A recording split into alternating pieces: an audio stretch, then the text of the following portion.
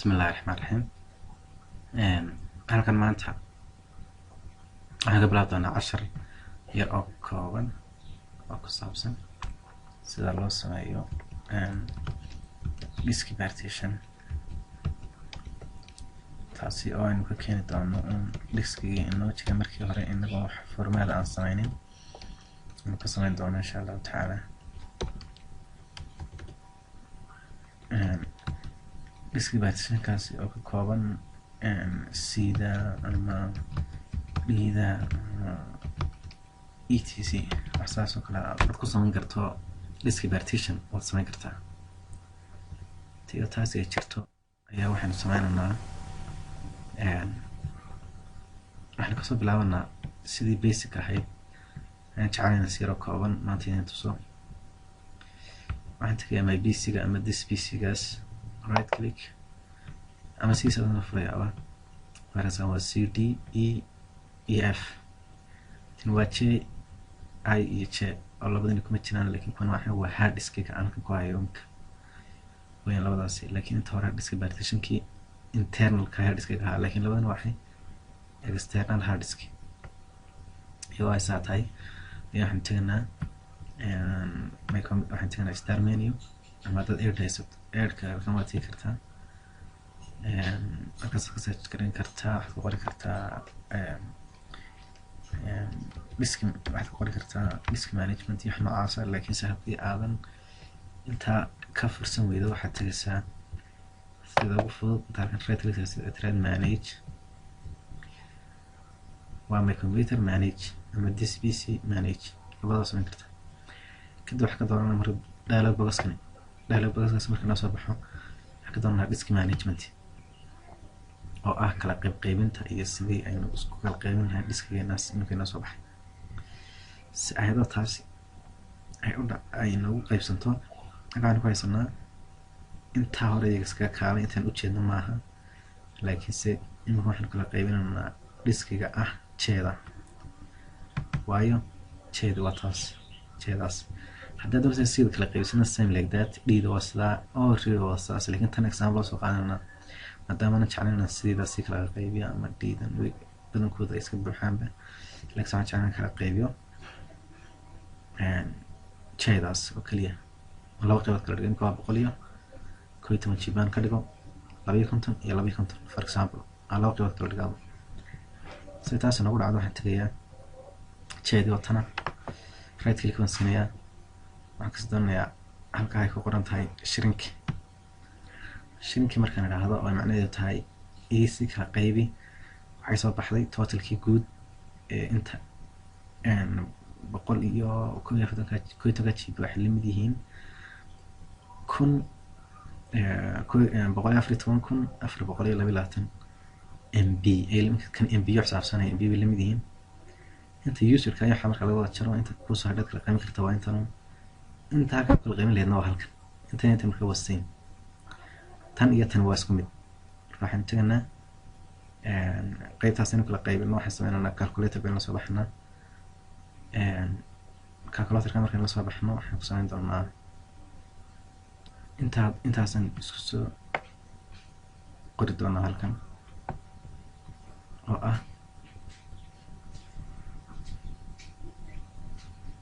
10 70 35 10 70 10 70 35.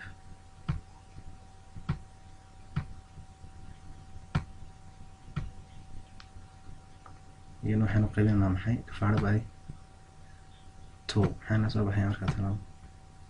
53517 53517. haddaba inta imka noo soo baxay waxaan ku qoranaa maxay taasaan ku qoranaa 53 and 517 inta maan ku qorano waxaanayaa shrinki. imika waxaad moodaa inuu noo kala qaybiyey, laakiin si bal waxa dhacaya gantana my pc weli dhaatadii way kala qaybsan tahay. halkan waxaa ku qoran 250 GB ayaa kaga banaan 950 GB. daatadaynu kala qaybiyey laakiinse qaybta kale weli nama tusayo qayb ka mid a tusayn saynu qaybta kale aragno unallocated ka dhigay qaybta kale meelaha waxba weli ka dhigay unallocated ka right click si markaa inta waxaad tagaysaa new waxaad tagaysaa new volume oo simple volume ah wizardkaas markuu soo baxo negas then intii imkaan gelin maahan kasoo baxday mar labaad waan laga kordhisan kartaa waan ka yaran kartaa hadba saa jeceshaada samayn kara negas wuxuu noo asan gariyay keeda maadaama oo cdii kuwan kuley soo ka yimaadeen la garanaysaa ma malanayaa cd marka laga soo tago c d e f g I j k baan marinay marka keedaas ay kuwa kale kasoo hoosey dooran karta kuwa sare ama kuwa kasoo hoosey fahmad dooran kartaa marka keebo qaatay sidaas kuwan next interface baad qaadanaysaa halkaa oo new transfer file system kaas aad qaadanaysaa halkaa sidaas agudaa next then finish maxaa dhacay markaa wuxuu sameeyey intadan weli maxay noo soo baxay labii katog kii qaybtaasa iyo qaybtana ayada labii katog successful baynu ku sameynay labadaas baynu kala qaybsano inagoon ku sameyn wax formatina ujeedadana kale wax weyn adoon format ku sameyn harddiskaaga sidaad kala qaybsan karaysa dama dad badan iyadoo halkan ka buuxda ay sameeyaan inay tan kale haddana isaahdaan tana ka buuxsan format format garaysaa dib aad diska baashkiisan usoo sameysaa intaas oo la dadgal lahayd intana ka dhow tanimka halkan waa laba qaybood kadib waxaad ka noqonaysaa halkaasaad ka noqonaysaa deetana waad iska xidhaysaa mayntayn aanan xidhin ka hor haddana bal waxaas tiri maalin kale marka hore waynu kala shirinkii waynu kala sameynay sin u dhiilgaran karnaa tan kusoo celin karnaa haddana sideedii hore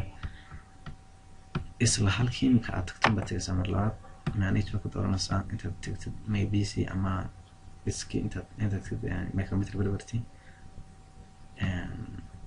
disk management baad kasii dooranaysaa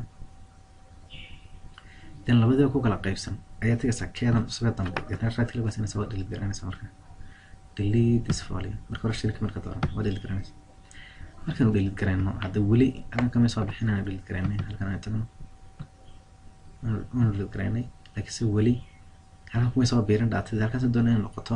halkan in kasgaali ka tagan jecel inay noqoto 12 GB marka weli qaybtii halkan unallocated bay naga noqotay kasaan halkan ugu daran marka hore halkan inta right click siinay and delete me ranka doonay inaan ku kordhino inaan right click tanaasaa ka doonaysaa extend volume itana play man ku kordhiyaa haawarnaysaa next finish sidaa maxay nagu dhamaaday halkii aan ku noqono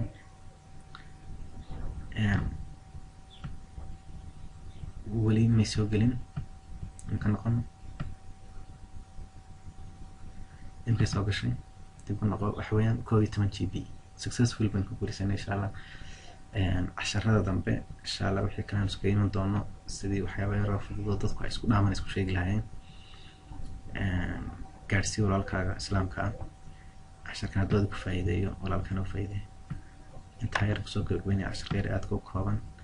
wadad badan aad ay uga cawdaan xagga disk version-ka mar dambe inay dib u bilaabaan haddana dib u format gareeyaan intaas kusoo gabagabeynayaa casharkan aan ku baranaynay disk version